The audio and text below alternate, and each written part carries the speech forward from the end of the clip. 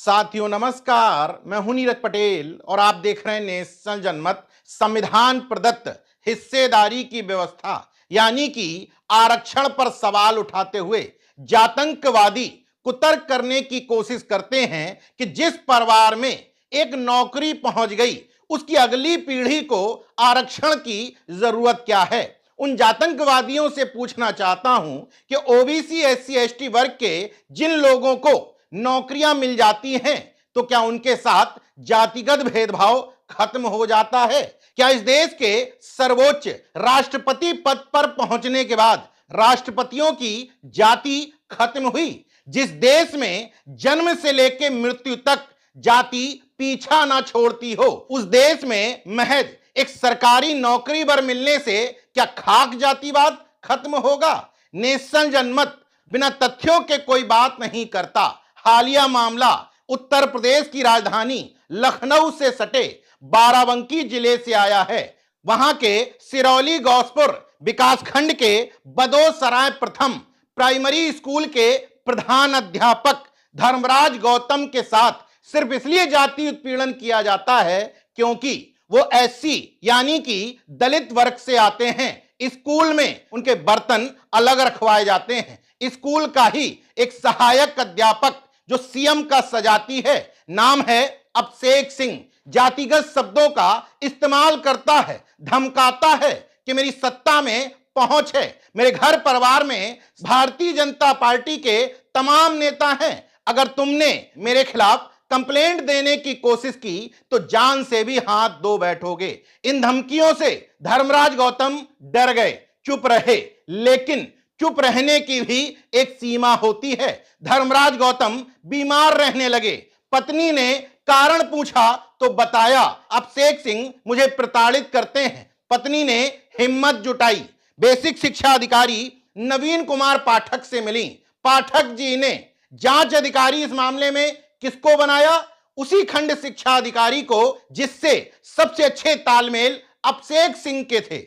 इसके बाद दोनों पति पत्नी जांच अधिकारी बदलवाने के लिए बीएसए नवीन कुमार पाठक से मिले, लेकिन बीएसए ऑफिस में ही उल्टा पीड़ित व्यक्ति को ही इतना टॉर्चर किया गया कि बीएसए के सामने ही वो बेहोश हो गए। फिलहाल अध्यापक और उनकी पत्नी दर दर की ठोकरें खा रहे हैं। योगी सरकार में इंसाफ की गुहार लगा रहे हैं, कभी बीएसए से, कभी एससी एसटी कमीशन में, कभी मानवाधिकार आयोग में। फिलहाल प्रधान अध्यापक मेडिकल पर चल रहे हैं क्योंकि स्कूल जाने में उनको जान का खतरा नजर आता है। यह सब ज्ञान मुझे अचानक से नहीं हुआ, बल्कि प्रधान अध्यापक की पत्नी किरण गौतम ने नेशनल जनमत से बातचीत में जो जो बातें बताई हैं वो सुन करके आपकी रूह कांप जाएगी। जातिगत प्रताड़ना झेल रहे धर्मराज गौतम जी की पत्नी मेरे साथ में हैं, जो लगातार उनका साथ दे रही हैं। उनके साथ कंधे से कंधा मिला करके बीएसए ऑफिस से लेकर के एससी एसटी कमीशन जहां भी जरूरत है उनके साथ जा रही हैं। क्या है पूरा प्रकरण, कैसे आपके पति को प्रताड़ित किया जा रहा है? जी, मेरे पति बाराबंकी में बदोसराय प्रथम सिरौली गौसपुर ब्लॉक में प्रधानाध्यापक हैं। वहाँ सन 2023 में वो सितंबर में आए थे, वहाँ नियुक्ति हुई थी उनका ट्रांसफ़र होकर। तो वहाँ एक सहायक अध्यापक हैं, वो अभिषेक सिंह ठाकुर हैं। वो जाति सूचक शब्द का प्रयोग लगातार करते आ रहे हैं। तो मेरे पति को 2.5 साल हो गया है, तभी से इतना ज़्यादा प्रताड़ित, नाम लेकर बुलाना, चमार, धनराज तुम चमार हो, ऐसे कैसे तुम कुर्सी बैठ सकते हो, उनके कुर्सी पे बराबर आकर बैठना और उनको चमार नाम से उनको जो है गाली गलौज भी करना। यहाँ तक कि वहाँ सफाई कर्मी को भी उनका बताते थे तुम्हारे रिश्तेदार हैं क्या, तुम भी चमार हो। ये सब तमाम बातें उनको इतना ज़्यादा मानसिक और शारीरिक रूप से, आर्थिक रूप से उनको इतना ज़्यादा प्रताड़ित कर दिया है कि उनकी स्थिति बिल्कुल स्कूल में जाने के लिए वो काबिल नहीं है, कि बिल्कुल एकदम टूट चुके हैं।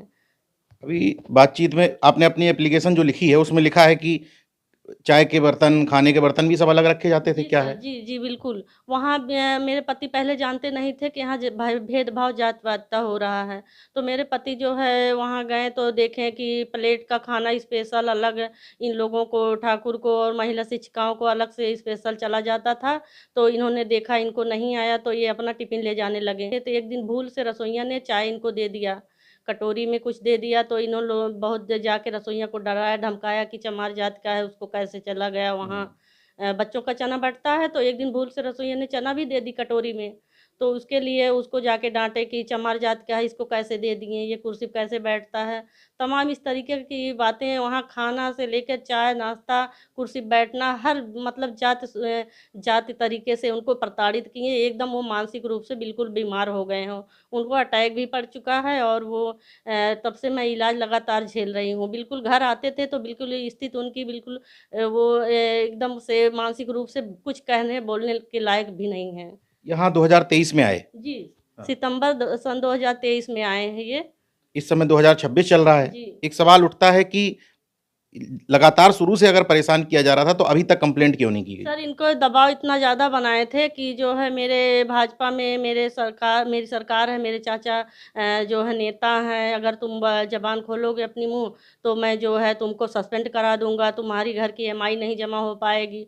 इसीलिए मेरे पति जो है डरे थे कि मेरी ईएमआई नहीं कट पाएगी। रोज़ ये धमकी देते थे कि सस्पेंड करा दूँगा तो तुम ईएमआई नहीं अपनी भर पाओगे। मैं तो जो है बहुत बड़ा नेता हूँ, शिक्षक नेता हूँ और मेरी जो है भाजपा में मेरे चाचा हैं, मेरे और रिश्तेदार हैं, मेरे सब लोग सुनने वाले हैं, तुम्हारे कोई नहीं सुनने वाला है। तो क्या विद्यालय भी नहीं आते हैं? मेरे हस्बैंड को जब वो बहुत कम स्कूल आते हैं सर, विद्यालय नहीं आते हैं, शिक्षिकाओं को ऊपर दबाव डाल कर वो जो है एक सिग्नेचर एक दूसरे से करवाते रहते हैं। इसीलिए मेरे पति जो है अंदर से घुट-घुट को धीरे-धीरे उन्होंने विरोध किया कि ऐसा क्यों हो रहा, तो कई बार मारपीट, लड़ाई झगड़ा का माहौल पैदा हुआ।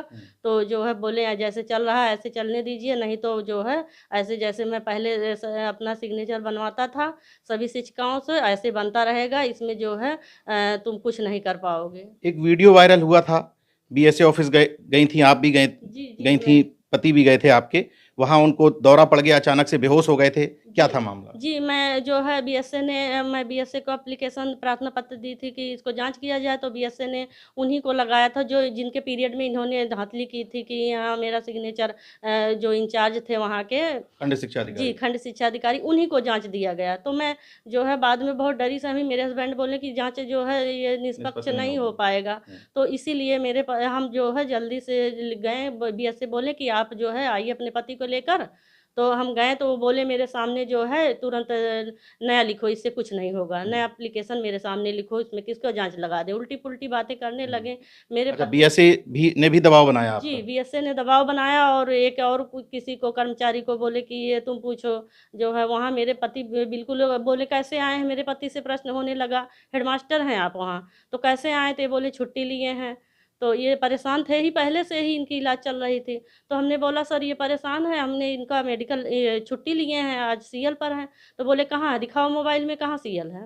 तो सीएल तो अप्रूव्ड नहीं है। तो ये बोले सीएल तुरंत कहाँ होता है, अप्रूव्ड हो जाएगा अभी। सीएल अभी लेट में होता है अप्रूव्ड। तो बोले कि अच्छा मेरे सामने लिखो, तब तक मेरे पति को जो है पसीना होने लगा और उल्टी होने की एकदम बिल्कुल कुछ कहने में बिल्कुल उनकी आँख बंद होती गई। तो मैं घबराई, सहमी, बोले कि उल्टी बीएसए सर बोले उल्टी बाहर कराइए। तो इसी में जाते-जाते बाहर जाके गिर पड़े मेरे पति। तो जो है उनको जो है तुरंत जो है मैं आनन-फानन में चिल्लाने रोने लगी, तो वहाँ के लोग जो है बोले कि अरे सही हो जाएँगे, नहीं तो मैं बोली नहीं मेरे पति को जल्दी ले चलिए जो है हॉस्पिटल। तो वहाँ कुछ कोई बाइक गाड़ी कुछ मुझे दिखी नहीं, एम्बुलेंस को फ़ोन किए हम, तो जो है वो आधार पूछ रहा था, उतनी जल्दी आ नहीं पाता, तो मैं ई-रिक्शा तुरंत जो है सड़क के बाहर गेट पे चिल्ला के दौड़ के गई हूँ, ई-रिक्शा लेकर आई हूँ, तो अपने पति को तुरंत मैं हॉस्पिटल बाराबंकी सीएचसी लेके गई हूँ। तो वहाँ जो है तुरंत इंजेक्शन और इनको ऑक्सीजन सब तुरंत उपलब्ध हो गया, उसके बाद तुरंत रेफ़र कर दिया ऑक्सीजन के साथ राम मनोहर लोहिया हॉस्पिटल में। अच्छा। जी, तो वहाँ जो है इनका जाँच-वाँच सब हो रहा है, इलाज चल रहा है। जी। तो अभी तक जो आपने कंप्लेंट की बीएसए ऑफिस में, इसके बाद से क्या हुआ? कुछ आपको रिलीफ मिला? क्या चल रहा है अभी जी, प्रकार? अभी कोई रिस्पॉन्स नहीं, कोई कहीं कोई अधिकारी कोई वो नहीं, वो धड़ल्ले से स्कूल आ रहे हैं और सबके ऊपर दबाव बना रहे हैं, वहाँ मीटिंगबाजी कर रहे हैं, गुटबाजी कर रहे हैं, सबको बिल्कुल खरीद लिया है इन्होंने और सबको सिखा दिया है कैसे ऐसे करना। मेरे पति कितने साथ बड़ी घटना हो गई, स्कूल के स्टाफ से किसी का फ़ोन नहीं आया कि क्यों, कैसे अच्छा, हैं, क्या स्कूल स्टाफ में जितने भी शिक्षक-शिक्षिकाएँ हैं, उनमें से अकेले हैं केवल जो एससी समाज से हैं? कि जी, और भी जी। हैं? हमारे पति जो हैं एससी समाज से, चमार जात से हैं, ये अकेले हैं। मतलब उस विद्यालय में जी, अकेले दलित जी, हैं? जी। ओके।